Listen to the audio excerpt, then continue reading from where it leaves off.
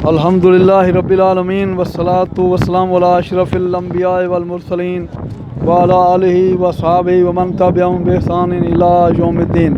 میرے محترم بھائیو، اللہ کا عظیم احسان اور انعام ہے کہ اللہ تعالی ہمیں ایک دفعہ پھر یہاں پر مدینہ منورہ اور مکہ مکرمہ کے اندر اللہ تعالی ہمیں لے آیا، اور آج میں میدان عرفات کے اندر موجود ہوں۔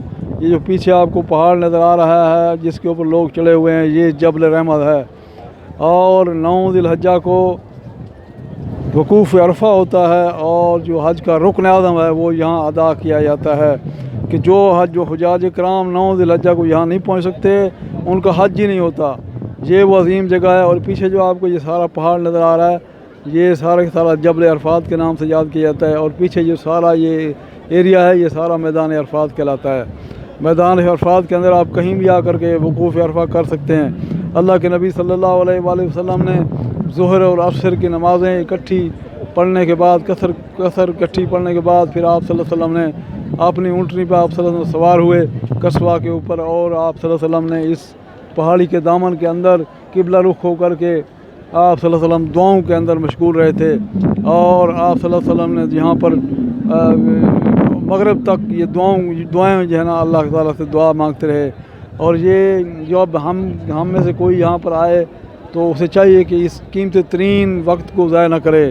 یہ اس کی زندگی کا قیمتی ترین وقت ہے، ہو سکتا ہے پھر اس کو یہ کبھی موقع نہ ملے زندگی میں آنے کا، کیونکہ زندگی میں حج ایک دفعہ فرض ہے۔ اور یہ دعا کی قبولیت کی اس دن عظیم ترین جگہ اور عظیم ترین جو ہے وہ وقت ہوتا ہے۔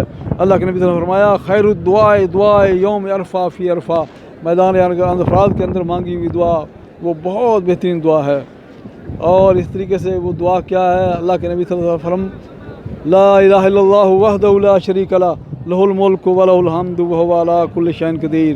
یہ تمام انبیاء نے بھی یہی دعا کی، کیونکہ یہ اللہ کا ذکر ہے اور اللہ تعالیٰ کی توحید ہے۔